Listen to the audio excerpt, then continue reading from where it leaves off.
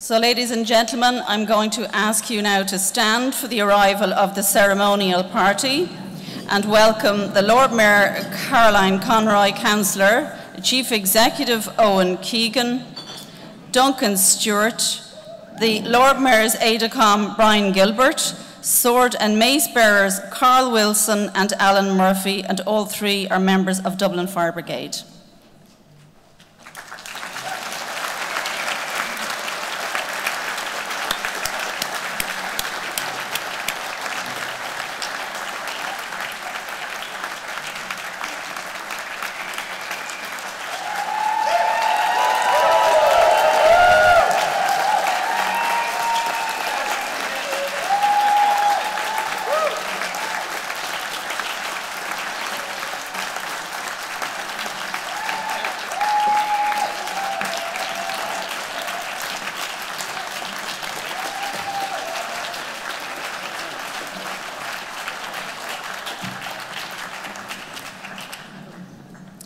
Orver Corlor Caroline Conroy, Buil de Corla Cahrach Balya Ahatlia, Corlori, Ari Stott, Chakti Dala, Shanadori, Rina Ushla, agus a Chorda Illig. Tá mé ansásta fáilte a churrómh an seo is ihe, go Siomra Crin, Chachan Orver, chun an ócád speisialta seo a chéalúra sé sin Saoirse Orónach na Chathrach a Bhronna. Ladies and gentlemen, I'm very pleased to welcome you all here this evening for this very special event to award the Freedom of the City of Dublin on two recipients. This historic room, ladies and gentlemen, has witnessed many very important events in Dublin's history from the beginning, from being the venue for the first Dáil to hosting many Freedom of the City ceremonies and receptions, including those for Hilton Edwards and Michael MacLeamore, Eamon de Valera and John A. Costello, Maureen Potter and Noel Purcell, Father Peter McVerry and Brian O'Driscoll, Brother Kevin Crowley and Jim Gavin, and most recently Professor Mary Aiken, Alva Smith and R. Kelly Harrington. They were awarded the Freedom in 2022. The Honorary Freedom of the City of Dublin has been awarded 86 times to date to recipients from every walk of life. The list includes Irish and international leaders, social activists, politicians, sports stars and cultural icons. Our two recipients this evening will have their names added to this list, and they are both equally deserving of this, the highest honour Dublin City can bestow. I'm now going to read out the resolution that was passed by members of Dublin City Council at our meeting held on the 12th of June this year. That Dublin City Council hereby resolves that the Honorary Freedom of the City of Dublin be conferred on Duncan Stewart and Greta Thunberg, and that their names be inscribed on the roll of Honorary Freedom of Dublin, pursuant to the provisions of Section 74 of the Local Government Act 2001, in recognition of their enormous contribution to the City of Dublin in relation to environmental activism. I'm now going to call on our Lord Mayor, Councillor Caroline Conroy, to speak to you. Lord Mayor.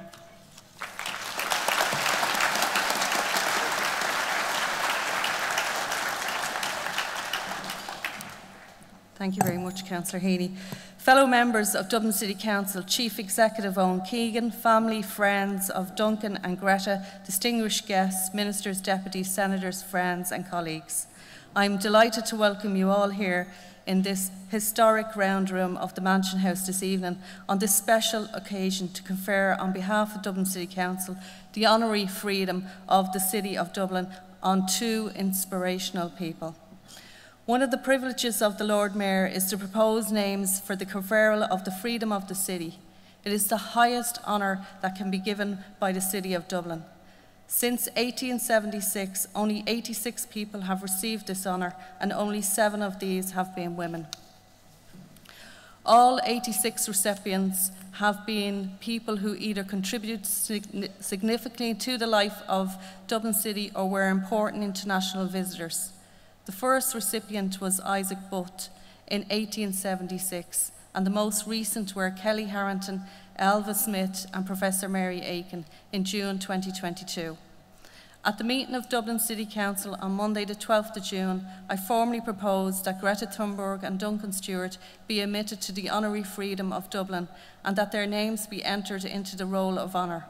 I am delighted that my fellow councillors supported both nominees and the council decided without a vote that they are deserving of the most prestigious award that this great city can award to individuals. I am delighted that both have accepted the award.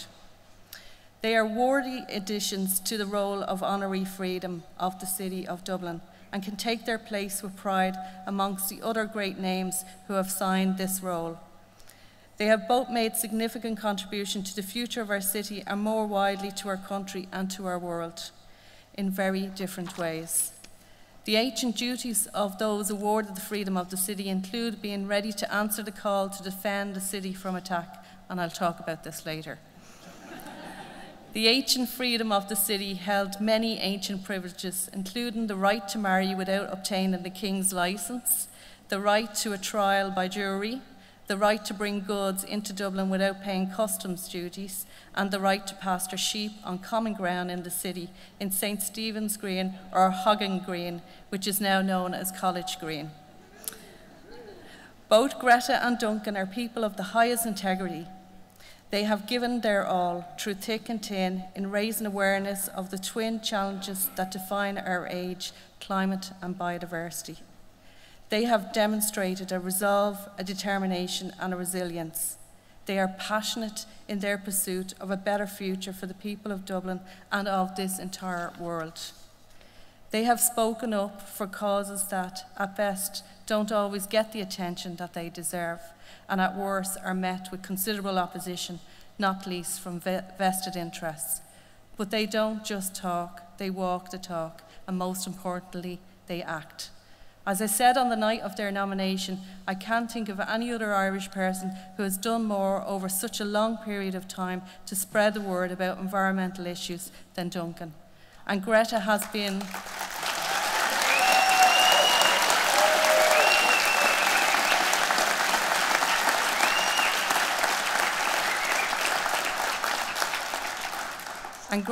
been a significant presence on the international stage, particularly in rallying young people to the climate challenge.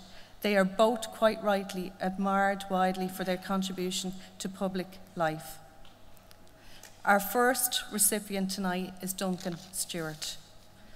Duncan is an award-winning architect and media producer. He is Ireland's most well-known and respected environmentalist, with an activism stretching back to 1969 from his student days at UCD, where he studied architecture. He was producer and presenter of the highly acclaimed EcoY, Ireland's longest-running environmental television series, that ran for over 21 years and only finished recently.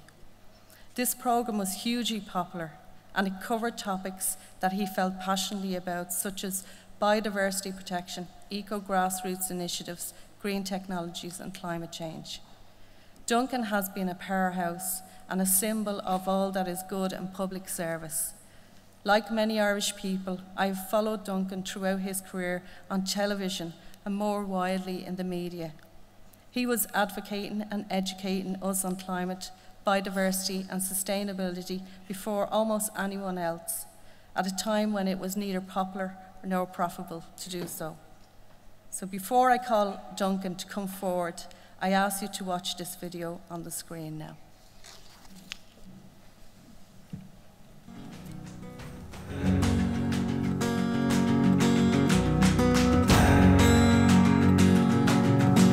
Well, I'm an architect and a TV producer, and primarily I believe in protecting our environment for the future of our young generation and basically for all species that we share this planet with.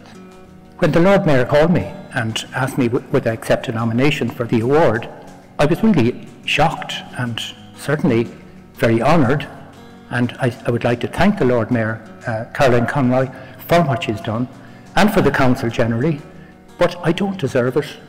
But certainly when I see Greta Thunberg also on the platform, I really feel very, very proud of the fact that I'm able to associate myself with Greta, because I have such great admiration for her and all the incredible work she's doing for our young generation in preparing them across the world for the impacts of climate change and what they can do to protect their future.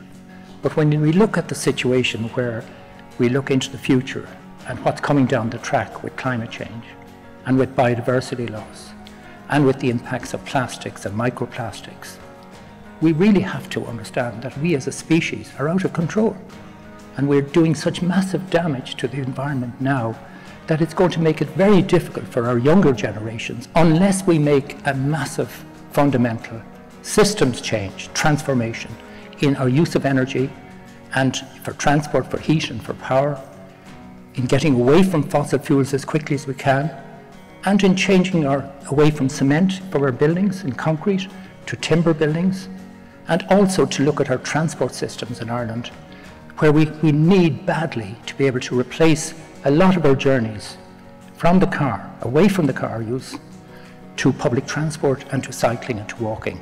These are things that we must do now if we're going to protect our future for our children.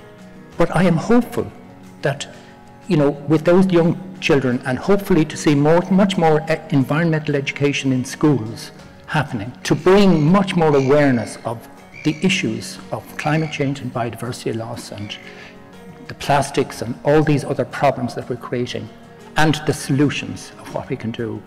But if we don't take these actions now, and time is running out, then our young generation's future, this young generation in 20 years' time will be incredibly angry with us for why we didn't do it. So on one level, I'm incredibly hopeful that there is this awareness and this much greater concern about the issues, but clearly we need to see that applied into actions and government policies that will deliver the change. I know all of you in this audience are as concerned about this issue as I am, and that you want the best for the future of this country, and you want us to address these climate challenges that we face now. And I'm hopeful that with the awareness that's developing in Ireland, this is going to happen, and we're going to see a big change. And I certainly want to focus on this, because this is certainly going to motivate me to do more. So I want to thank the Lord Mayor, Caroline Conroy, and the City Council, and all others that have made this decision. And I want to make sure that I play my part in doing whatever is needed to help to improve our environment.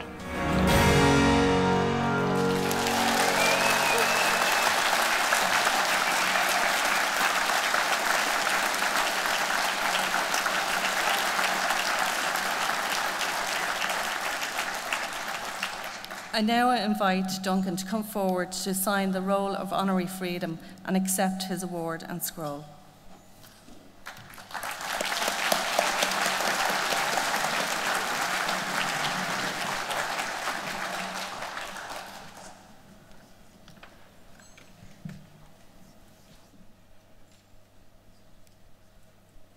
So, ladies and gentlemen, the Lord Mayor has invited Duncan to sign the roll of Honorary Freedom, which contains the signatures of all freemen of the City of Dublin, dating back, as I said, to 1876, when Isaac Bush received the freedom of the City of Dublin.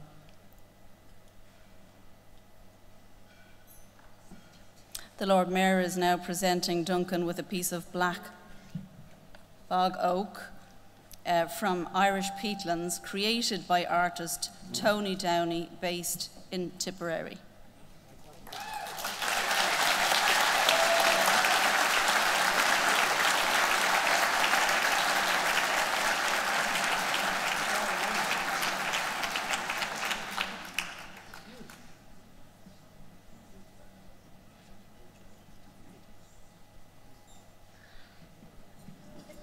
And the Lord Mayor is now presenting Duncan with an illuminated scroll with beautiful calligraphy done by Tom McConville.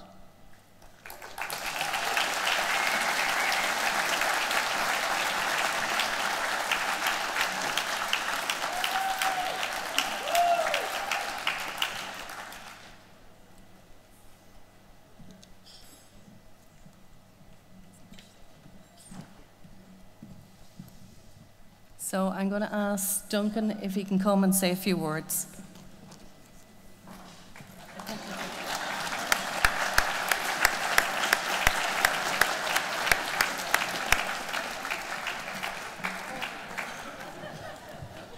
Excuse me, thank you. My apology, and by the way, I don't deserve this award. I'm very conscious of that. I know so many people in this room tonight that much more deserve this than me, certainly. And just because I was doing television programs and in the public eye doesn't legitimize me getting this award. So I'm a bit embarrassed and whatever, but I'm honoured, and I want to thank the Lord Mayor, Caroline Conroy, and her team for nominating me, and for the council for voting. Obviously, I didn't know what the Freedom for Dublin meant, but now I've got it, and I don't know what I can do with it. The laws seem to go back to about 1770 or 1870, I think. So. And it's 150 years, so things have changed. Things like climate change, you know. So I'm a bit concerned. But anyway, just setting that aside, you know, I'm so pleased, though, Lord Mayor, that you and the council and everybody, that you've taken climate change seriously, and biodiversity loss and environmental issues. It's long overdue for Dublin. And if I go back over my 50 years of being involved in environmental issues, you know, and seeing massive damage being done across the country, and basically we as a society have not been good at managing our environment. We've been incredibly bad at it. We are the laggards of Europe. And it's very sad, because I know so many good people in Ireland, and most Irish people really want this, and anyone I meet all want to make the difference, but we have failed to do it. And so I'm concerned, but I have to say, maybe this platform gives me an opportunity to do more. The Lord Mayor there started with Irish, and I'm up vocal a little bit raw now, but I went to Cláiste Mhuire, an all-Irish school in Parnell Square, and my brother Urcas and Dudley joined me. And we had a great time there, but when I learned Irish, we were always slagging our teachers, and we talked like this: "Connor start you, shall make a fucking bleeding ma." Nothing personal, like, you know, man. But that was the way we used to go on, you know. So we used to get slagged about it in school, but that's the way we used to. So my language, Irish, is not fluent, and I'm very sorry about that. So I'd love to be able to speak like the Lord Mayor on this. But anyway, leaving that aside, I think it's really important that we do face up now. And with so many people in Ireland now so concerned about the environment, I meet people every day that really want to see change and want to see action and want to see our politicians facing up to these challenges and leading, not hiding, and not, for example, playing to the vested interests, and not, if you like, competing with each other for votes, and afraid that if they make strong policies to do with the environment, that they will lose elections. So it's not the politicians I'm blaming. I think the politicians want to do the best, most of them anyway, and there are really some very good politicians here in Dublin City Council that I know and admire. But I do know that we need to ramp up our efforts and the policies that we produce. And we have to win our citizens over, because those politicians tell me that if I do make these strong, quite daring, quite fundamental changes, these will cause disruption, and these will cause difficulties for people in the short term. And, you know, that makes it very difficult for us to actually make these policies. I'm talking now about at a national level and at a European level, but also at county council level. But the reality is that we are drifting over a precipice with climate change and with biodiversity loss. And our greenhouse gas emissions are over 50% above the European average per person, compared to all of Europe, at least 550 million people in Western Europe. We are the laggards. We're 50% above their highest, and we failed to meet our targets by 2020. We're 12% above our emissions since 1990, when we should have been reduced by 20%. And we now have a target of 51% to meet, which is actually way too low, considering the amount of carbon emissions we generate in Ireland per person, and especially the rich. And the rich do disproportionately much more damage with their air flights and with their luxury ways of living and their investments. And we know the science is out there very clear about these things. But we need to realize that we, as a society, have to wake up to the reality that our children are going to suffer greatly. And I don't mean our young children, because I really don't know how they're going to cope with what's coming. We have young people in this audience here. We have a group here from the Futures for Fridays Ireland movement. Where are those students here, by the way? Any idea? Oh, here's some here. Okay. Well,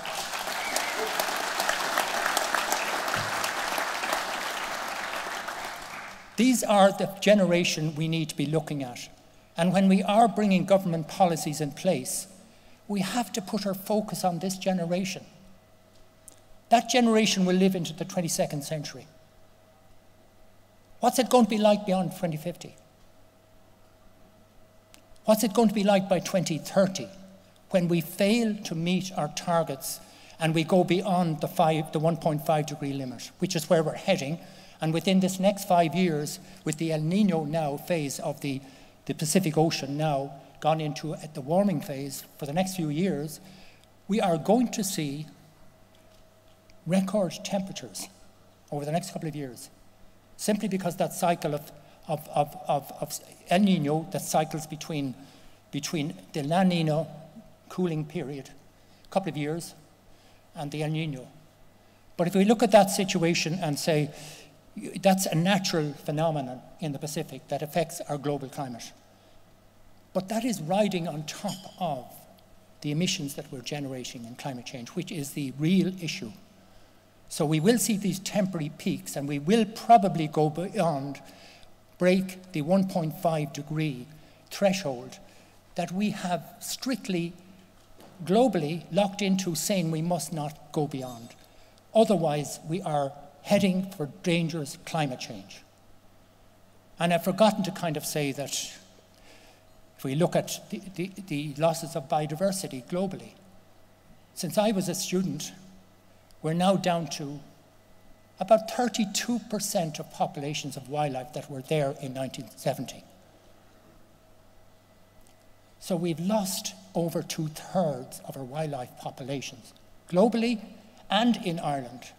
We have performed very badly in protecting biodiversity. And I know there's some very good people in this room that are doing incredibly good work. But we as a society are not doing it.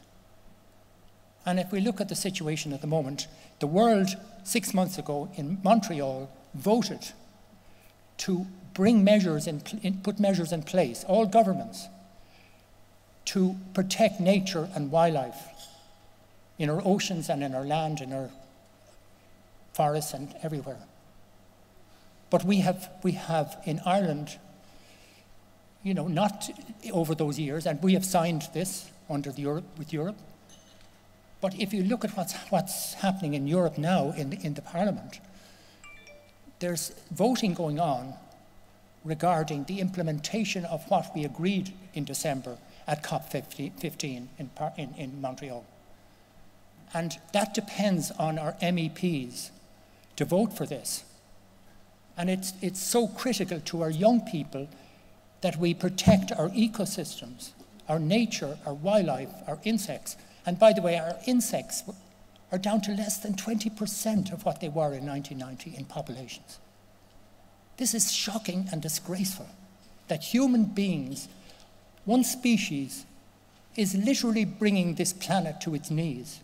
All our regulatory planetary systems are being stressed by actions of humans today and over the last 30 years especially. So I'm just saying that we need to face up to this and realize that we have to clearly change our lifestyles. We need to clearly change our elections. We need to, in the sense that we need to make sure and be very critical of our politicians when it comes to elections on who they vote for. Because we are not getting it from our politicians because they're afraid to make the strong policies. And I'm not being critical of politicians individually. I'm saying that is the norm we're in. And unless we make these hugely transformative systems change that is needed across all sectors, transport, heat and power, across, if you like, the building industry, in terms of use of cement and concrete instead of timber, and in everything, and our agriculture has to change. And there's some very good farmers here and relations of mine here from farming. And I'm very concerned for farmers, but they're not getting the right policies. And if you like, over 80% under a Chagas report a couple of years ago showed that over 80% of beef farmers cannot make a living from their farm on the sale of cattle without having a supplementary income. In other words, an off-farm income. Now that is shameful that farmers can't make a living. That's shameful. We need to give those farmers the solutions that they need that can change from this incredibly unsustainable way we're farming in Ireland. We say we're exporting massive amounts of beef and dairy. And probably dairy is worse than beef because for every hectare of land that converts from beef to dairy, the emissions double on that land per hectare. That's a reality, that's a science figure. So our agriculture needs to change away from intensive farming for export. We say we're feeding the world. That is, in my view, greenwashing. That is trying to give an excuse for the damage we're doing and justify the status quo to continue, and for the IFA to continue lobbying to make sure that this is kept in place, because they have a vested interest in this. They need it because their money comes in, a lot of their money comes in from this. And we have to understand that vested interests are being the cause behind the scenes and lobbying. And of course, those that are going to be disrupted by the change in the short term and don't see the benefits in the long run because they're not being presented well to them. You know, we need to show people. I mean, there's no doubt if we were all in here in 10 years' time, if we make the changes that are required, if we make that transformation now, and if we insist on our politicians putting the very tough measures in place that are required to make this transformation happen, we could be reaping the benefits, all of us in this country, of the massive benefits that are going to flow from the transition we're going to go down through. We see it in the EU with the Green Deal, European Green Deal, that massive amount of funds that's going to plough into. So anyone that's in the fossil fuel industry or in the big meat exporting or sheep exporting business are going to be left stranded. We know across Europe there's a massive change in people's diet and in their consumption of meat. They're moving to plant-based food. And we need to realize that if we continue on this track, an awful lot of farmers are going to go bankrupt. An awful lot of farmers are borrowing money at the moment to switch from cattle to dairy. And by doing so, their emissions are doubling. And there's a kind of an attitude, because they can make profits in dairy, that this is the best thing to do. It is the most damaging thing those farmers can do, is to switch. What those farmers need to do is be given the right incentives to produce food and fibres and energy on their farms that will be sustainable, and they need to be supported. We as citizens have to put that in place. And if I go back to Europe, the Parliament in Europe is now making decisions about this. And what's happening is that we have Irish politicians, right-wing politicians and nationalist politicians, and I'm sorry now for politicians that are in the room to be critical, but I have to be critical. This law that's coming in, which is called the Nature Restoration Law, is fundamental to the European Green Deal, to all of what Europe is about. And if this gets voted against, it's going to set back the whole of Europe. Because remember, Europe are leading the rest of the world in this area of environment, and they've been very good at it. But if they lose, and it looks like there was a committee stage in the last couple of days for the Environment Committee and the Agricultural Committee. And there are Irish politicians, and I have to say it, now maybe it's changed since 2 days ago, but there were Fine Gael and there was Sinn Féin politicians voting against this in Europe. I have to say those politicians are not voting. These MEPs are not voting for our children's future. They're voting against our children.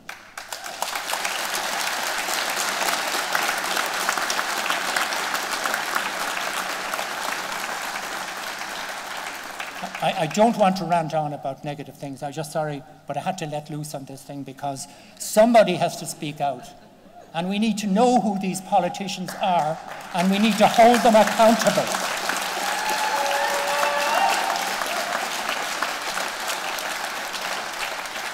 Anyway, that's the ranting over. My apology.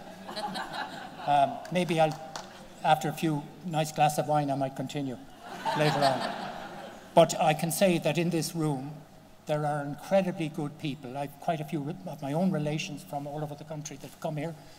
But there's so many good people that I know for years that have been so supportive to me in all of what I've done. I can't name everybody, but I see them all in front of me here. So many people that have supported me and given me opportunities to bring these issues into my programs. And I'm so grateful to them. I'm also very grateful to RTE's acquisitions department, who have been very helpful over those years. The acquisitions department. And there are sponsors we had that we could not have done those programs, where I see EPA here, you know, Miola Caneda and Jonathan Durham, who've been incredibly helpful to me over the years. I see people from Quilcha, and without Quilcha giving support, I happen to be designing their buildings, because my buildings were designed in Irish timber back then, 30 years ago. And Quilcha came behind me that made it possible for me to make my first TV programs go ahead. And I thank them for that, because they never interfered with my content. And they knew I understood the impacts of cement and concrete, how serious they were. And we, unfortunately, still continued down the road of a built environment that has locked in massive amounts of carbon emissions into the atmosphere already in the building of those buildings. And we now face building 300,000 new houses. And unless we build those in timber, and Irish timber, we are heading further and further down into where it's going to be more and more difficult to get out of the hole that we've dug for ourselves. Every year, as our emissions go up in Ireland, it becomes more difficult for us as a society to reform and to adjust and to transform. So we have to halt this. We're not going to meet our 2030 targets the way we're going. There's no sign of it. And even with Greens in government who are doing their best, with two big parties, one right-wing party that does nothing for the environment, and I don't mention political parties here, but I'm okay. What do I say? But we have to face up to this, and we have to realise that they're not putting a focus on their young people. And by the way, when I talk about young people, I'm not just talking about children or school students. I'm talking about so many people in this room that are 40, 50, 60. By 2050, what is it going to be like for people like this? What is life in Ireland going to be when basically climate change gets out of control, which it is heading? We're heading for a runaway climate system. You know, it frightens me what's coming down the track. I'll be lucky because I'm probably of an age that will miss most of this. But most people in this room are going to be seriously affected. And certainly your children are going to be affected greatly. And I fear for my children's future and my grandchildren's future. And everybody, all young people in this country and especially for the people in the developing world who least contributed to the problems of climate change and greenhouse gas emissions. And all of those billions of people in the developing world, the most vulnerable, poorest of those, have no, if you like, a capacity to cope with the impacts of climate change in their countries.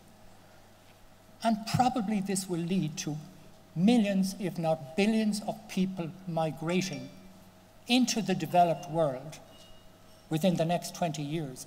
That's what's coming down the track. I've always been looking into the future. If I go back, my first TV program was called Earth Horizon Productions, where I was looking over the horizon to what's the future coming. I've always probing the future. That's the way I work. My mind is always in that situation. And I suppose because I did that and pursued it and persevered to bring these things in, and if you like, if you can't, if you like, fight something, you have to go around it, over it, or preferably under it, subversively. And that's what I suppose I've been doing over those years. Even though I now know I'm in a situation that probably I'll be arrested tonight on my bicycle going home and locked up, probably for all I've sort of said. So thank you for bearing with me. And by the way, I have written a speech today. And it'll take me 2 hours to read it. I'll be like a preacher up here, ranting for hours. And I'm asking all of you not to read it now, not to burden yourself with all of these things, but I want you to kind of read it sometime soon, if you could, please. You know, excuse my writing. There's people like John Gibbons in the audience here who are incredible writers, incredible journalists. Where's John? And a lot more people like him. And all I can say is, I'm not in John's league. I'd love to be able to describe things so articulately as John. But anyway, and something else I should say. I see people here from EcoEd for All, who have come up from Galway and places like that, and Portlaoise. We set up this movement for young people, a bit like what Greta Thunberg is doing, but it's giving teachers information, knowledge about environmental issues. And we've presented content on this, evidence-based content by experts. We have a group of about 12 experts in different aspects of environment working on it. And we've produced short videos for teachers to bring into their classroom. And these teachers love what we're doing and are very inspired by it and want us to do more. Now, we have no money to do this. It's a voluntary thing. It does need money. But one of the good things that happened there this year was Cooperation Ireland approached us, and they liked what we're doing. And they asked, could we make it an all-Ireland initiative? And now we have schools twinning with each other, north and south, and doing projects on various, whether it's water quality issues in their local river catchments, or whether it's climate change, or transport, or whatever it is, biodiversity, or problems of plastic waste, and all these huge problems that our young people face. But these young people are inspiring. And they've come together and they're sharing their knowledge, north and south, between schools. And it's something that I feel proud of, and proud of all of us in EcoEd for All. I see them here at a table over here, and I want to thank them for all the work they've done. Yeah. Anyway.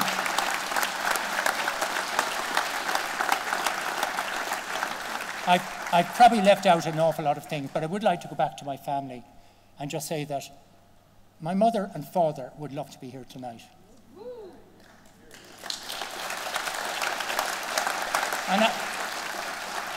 And I think they'd be proud, even though I cajoled something, or how I managed here, I don't know. But I'm up here now on a platform, like a preacher now. And I'll probably find it hard to get away. But my parents loved nature. And all of us 6 siblings were brought up in the Dublin Wicklow Mountains. And we loved nature, and my mother wrote many songs about wildlife and nature. And when I look back at that time and life as it was up in the mountains, and I really appreciate the way we were brought up.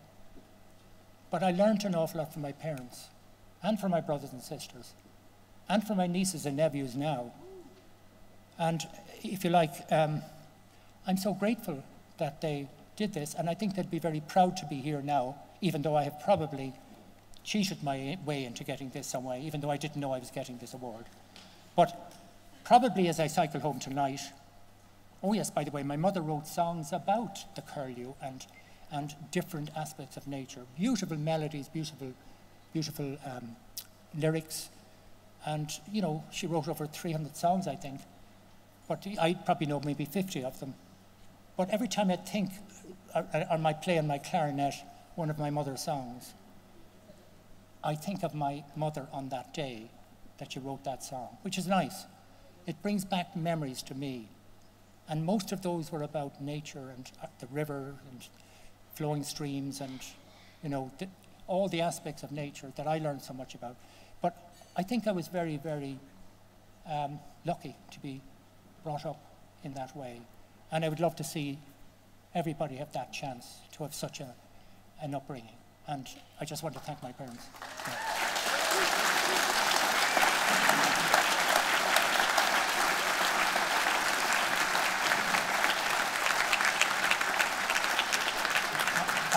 I'll shut up now. I guarantee you I'll shut up now. But I think I just want to last on my cycling home this evening, probably in the dark, probably very late at night, probably with a few glasses. The question is, will I be arrested if I'm on a footpath cycling my bicycle? And I'm very keen to know the rules that were mentioned. I think it was 74, was it? Regulation 74, or what? There was one there, and I better know it off by heart when I'm arrested tonight. So thank you.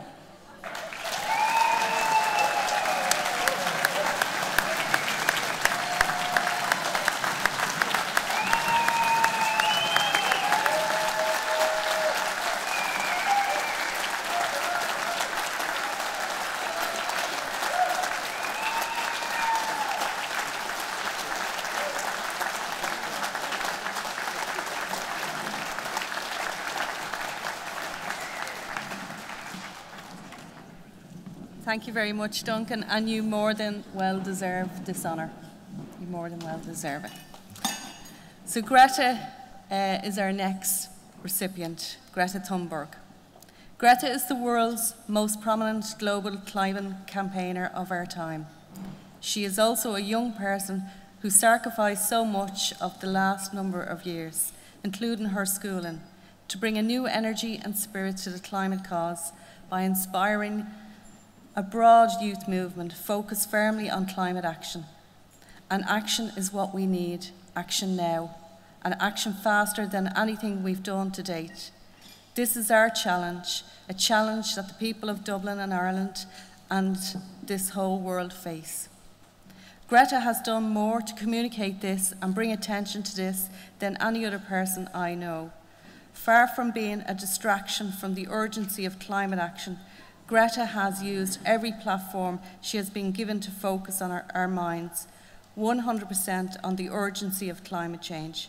She has called on leaders at every level of politics and our society to do everything in their power to protect our wonderful planet and the threat from climate change. I now ask Jessica Dunn and Samami Admit to come forward and accept Greta's award and scroll and to say a few words on her behalf.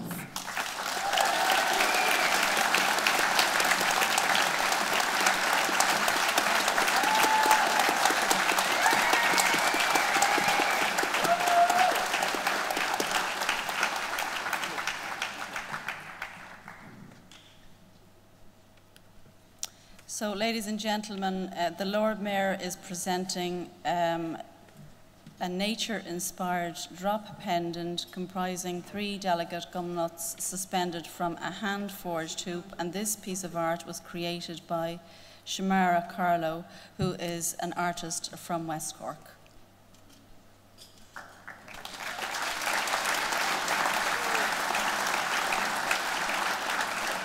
Something I would love to say on behalf of that. Just 1 minute. And as the Lord Mayor presented to Duncan, the Lord Mayor is presenting to Jessica and Sumaya for Greta the illuminated scroll with the beautiful calligraphy, again done by Tom McConville.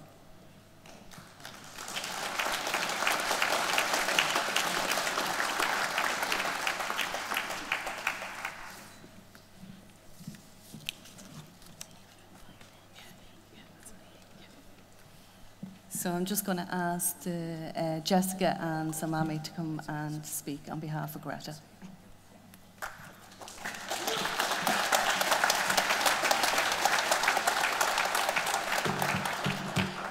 Hello, my name is Samaya, and it is our honour to accept the Freedom of Dublin Award on behalf of Greta Thunberg, a remarkable young woman among many who has inspired climate activism and action all over the world.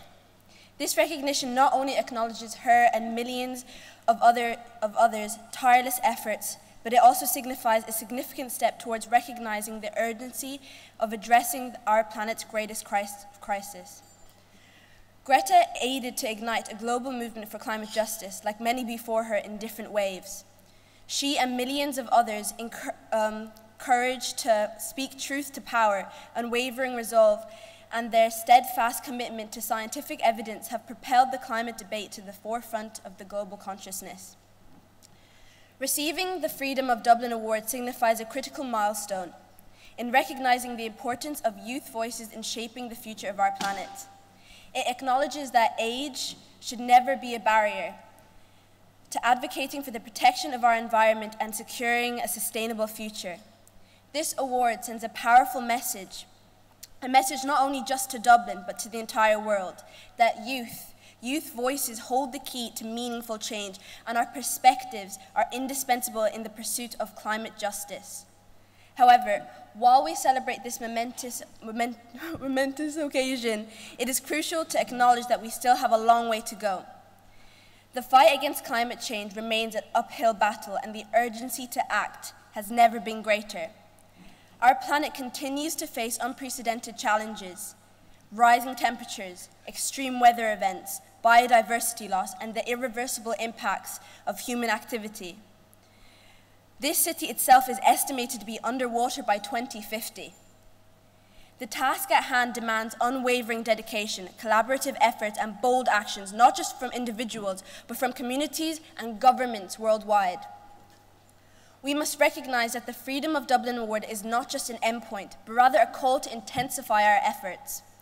It serves as a reminder that we cannot afford to rest on our laurels or allow complacency to erode the progress that we have made, progress that simply is just not enough. The path to a sustainable future demands a collective commitment and, more importantly, a government commitment to keep their promises. To build on the vision of the movement, we must transform our society's mindset and systems. We need bold policies and businesses that prioritize sustainability, empower local communities, ensure that profit is not prioritized at the expense of our planet's well-being, and promote ecological stewardship. We must prioritize climate education. Young people deserve education systems that prioritize environmental literacy and the empowerment of future generations as well as their own. We must prioritize our planet and the millions of lives being lost right now. I cannot stress enough that we must remember that climate justice cannot be achieved without addressing social inequality and ensuring that the most vulnerable among us are not left behind. We must amplify the voices of marginalized communities who often bear the brunt of climate change impacts, despite contributing the least to the crisis. The fight for a sustainable future must be rooted in justice, equity, and inclusivity. In accepting this award, let us remember that the progress is ongoing, and by giving this award, we ask you to commit yourselves to a new promise. The Government of Ireland, we ask you to commit yourself to a real promise, a promise that you will keep. And this promise will ensure that you will do everything in your power to achieve climate justice, and you will not break it. You owe it to us, you owe it not only to us young people, but to your children and to your grandchildren and to the millions of people dying every day right now as a result of climate change. Time is running out and we have 6 years and 31 days to act.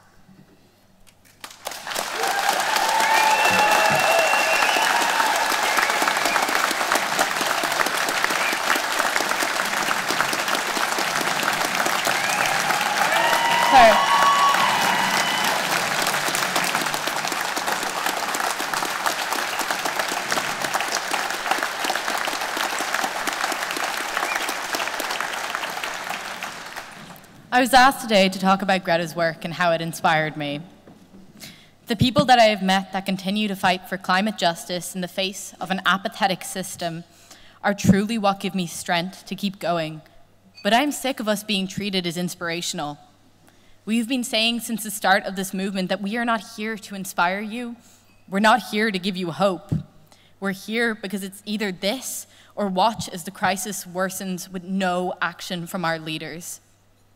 It's lovely to be standing here today, to finally see the incredible activists around me get the recognition they deserve. But this is not the win for the climate movement that it is being framed as. That will only come when the people in charge start to treat this crisis with the urgency it requires, and when we start to see action that acknowledges that there is no climate justice without systemic change and human rights. In 6 years and 31 days, it will be too late. And yet, year after year, we fail to meet our targets and fail to make substantial change. Our emissions continue to rise year on year. Data centres use 18% of Ireland's electricity. Our climate action plans indicate we won't reach the 51% reduction in emissions required by climate law by 2030. And we are facing a growing humanitarian crisis as more climate refugees are kept in the inhumane system of direct provision every year. We thank you for this award on behalf of Greta and behalf of the youth movement. We also ask what such an award will do for the people who are facing the impacts of the climate crisis today. What good is such an award on a dead planet? Thank you.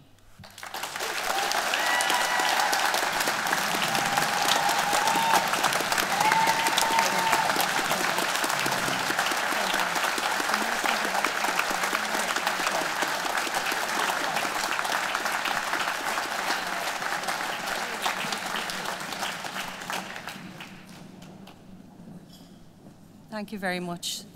Very powerful words. Okay, I would like to thank everyone for being here this evening and for the help and support of so many people who made this evening possible. In particular, I would like to thank my fellow members of Dublin City Council for their support, to the staff of the Media Relations Department in Dublin City Council, and the staff of the Chief Executive's Department and the Lord Mayor's office here in the Mansion House. I would like now to make some concluding remarks. The two people we have honoured this evening with the freedom of the City of Dublin are very different people. One young, one not so young. Sorry, Duncan. One woman and the other a man. Both campaigners, one Swedish and one very much a Dub. Our city has never before used this award to celebrate the role of environmental activists. Together, they have had a huge impact on our people, and I believe we are right to recognise the incredible work done across generations to protect our shared city and planet.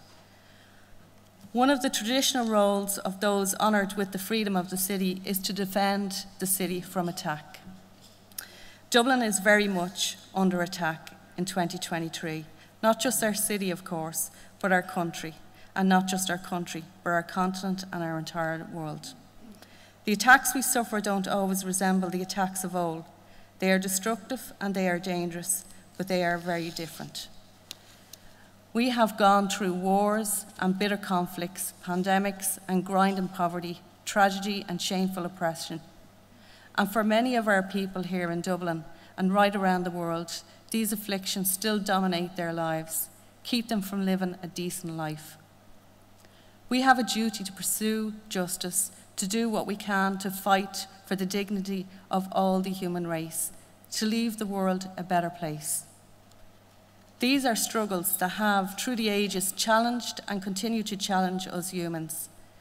But in this modern era, in addition to these struggles, The attacks on our city and our country and our world are of a greater order. A new fear stalks the land. You know the new challenges we face. Our speakers have outlined these starkly to us this evening, but more importantly, they have done so through their advocacy and their work. The twin challenges of climate change and biodiversity loss are bigger than anything we as human race have faced to date. They are a threat to the future of our civilization, our human future, and the future health of all life on Earth. I will not go over the ground covered so eloquently already this evening, but I would like to leave you with just two thoughts. The first is simple, but it's also profoundly difficult. Lies work, and half lies work best. In the words of the prophet Isaiah, woe to those who call evil good and good evil, who put darkness for light and light for darkness, who put bitter for sweet and sweet for bitter. In our so-called information age, with global connections like never before, we are told that our world has shrunk.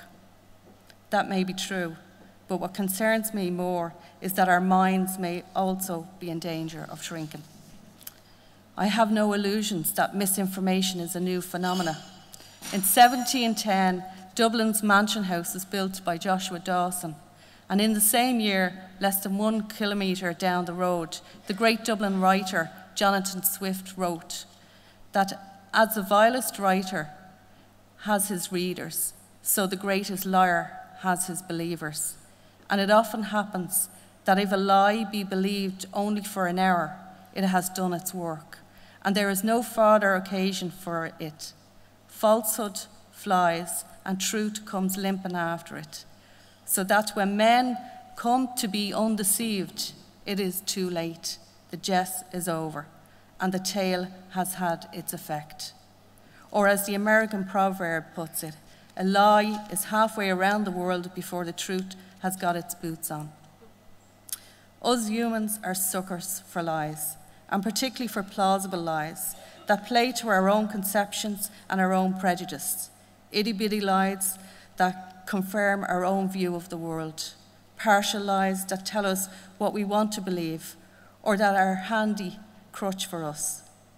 They may be exaggerations or the misleading use of facts. They may be tarted up half-truths with a dollop of buttery nice bits. But lies they are, and lies that can cause real damage. Lies that tell us that the world has always faced climate change, that this time is no different. Lies that tell us that supporting biodiversity will stop us feeding the world. That technology will save us, that tackling climate change is easy, that we just need to follow the doctor's 1, 2, 3 and we're away. That modern biodiversity loss is natural, part of the cycle of ecological life. Lies that tell us that the invisible hand of the market will deal with climate and biodiversity challenges if we tweak things a little. That it's up to the big countries to make the shift. That the emissions of little places like Ireland won't make any odds. That we must bring people with us at all costs and not do anything to inconvenience anybody. Lies that tell us that change must be incremental. These are not opinions. They are dangerous and blatant falsehoods or half-lies that are blind to the reality of the situation we face. Science advises us that if we succumb to these notions, we are done for. But this, my friends, is where it gets difficult. How do we respond to these notions, these lies? Because just calling out these statements as bullshit won't do it on its own. Don't get me wrong. If big oil or other vested interest group is pushing out lies that will unfairly delay action on climate or biodiversity, we need to face them down. But more generally, we need to make sure that we're not portraying ourselves as the all-knowing ones, telling decent people that they should believe or shouting them down, or we lose the dressing room of public opinion. We must lead from the front, but not too many steps ahead. we must be careful to respect our families, our neighbours, our friends, and those who might not agree with us all the time. We need action, more and faster, and we must do everything we can to dismantle the lies and to reduce the forces that sow seeds of doubt, or more insidiously, to seek to delay action. We all have a responsibility, every person, every organisation, every business and every worker, every platform and every media outlet, every agency and local government, every international agency and every international government. And us in the room, this room, all of us, who are a small part, in our own ways, of a wider climate and environmental movement. We have a huge responsibility to be clever, to be nimble and agile, to be strong, to be understanding of others, to be bigger and better than those who spin lies and half-truths, the lies that stop and delay action. The second thought I'll leave with you tonight is deceptively simple. We will not make progress on our own. We must work together. We cannot and will not take effective action if we conceive of ourselves as just individual people, working in our own little corner, doing our bit. We are by nature social beings, and we cannot be understood just as individuals. In the words of Karl Marx, society does not consist of individuals, but expresses the sum of interrelations, the relations within which these individuals stand. It is by coming together that we find our voices. It is by working together we make progress. It is by being together we create a brighter future. And we know how to do it. We have had some practice. It's evident in our great social movements, our youth groups, our trade unions, our community and voluntary organisations, our women's groups, our environmental groups, our political groups, even our activist WhatsApp groups. All of these and more. All the organisations we form when we come together to make change happen. These organisations are sometimes relatively loose and flat and sometimes tight and structured. Some have emerged organically, like Fridays for Future, from a simple protest by a person or a small group, and have grown into a powerful worldwide movements. Some have been around for years, with generation following generation in making their mark on the world. Many of you here this evening are part of this tremendous web of human relationships, learning from each other, doing and failing, and trying again and winning, and going on to make a significant impact on the world around us. You do so in very different ways, and this creative diversity is important. And we are all conscious that our differences must not divide us or distract us from our essential work. And we must not let the enemies of progress divide us either.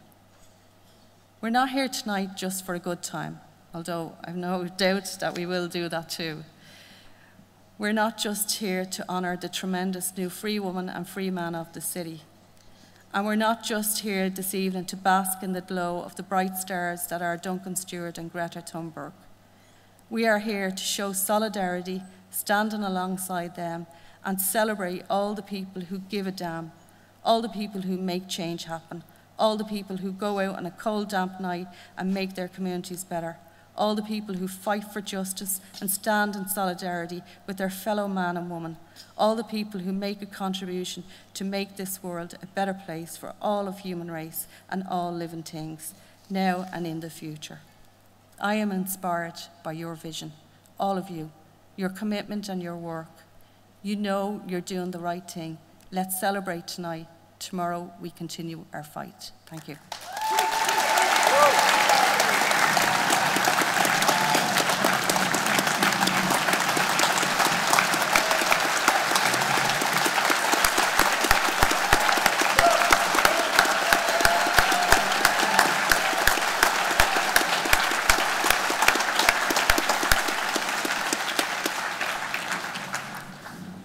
Ladies and gentlemen, I know you're all sitting down, but I'm going to ask you to please again be upstanding for our two new recipients, Greta Thunberg and Duncan Stewart.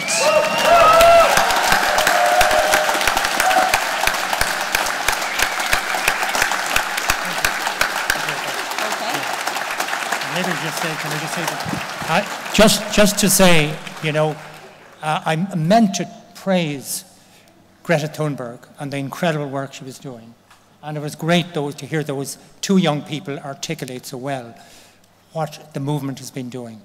But I was interviewed tonight by quite a few journalists earlier on. And three of those journalists were trying to say that Greta Thunberg and the Green Party in Ireland have different objectives. Now, there's some agenda out there. But anyway, when they brought this up, I made very clear that Greta Thunberg and the Green Party are doing incredibly important work, along with all of the NGOs, the Irish Environmental Network, where many of them are in this room tonight, of the different NGO groups, like, you know, so I rather than name them, I won't. But I'm just saying that lots of them are in the room here tonight. And I'm just want to make it clear, and I've made it very clear to those journalists, I'd like you to name those politicians that have made this, that have caused you to challenge me on this, because I think it's shameful, and I want to know their names, and I want to shame them. And anyone that has the cheek to criticize Greta Thunberg and the incredible work she's doing for the young generation across the world, and one has to ask, what are they doing to protect our young generation? And I just want to make that very clear to them. So, ladies and gentlemen, I'm now going to ask the Lord Mayor and Duncan to stand centre stage, and perhaps the photographer or anybody else would like to take a photograph before they leave. So Duncan and Lord Mayor, would you like to stand centre stage, please, again?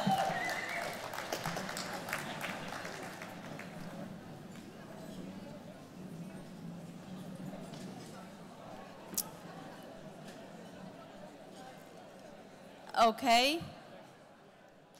And now, ladies and gentlemen.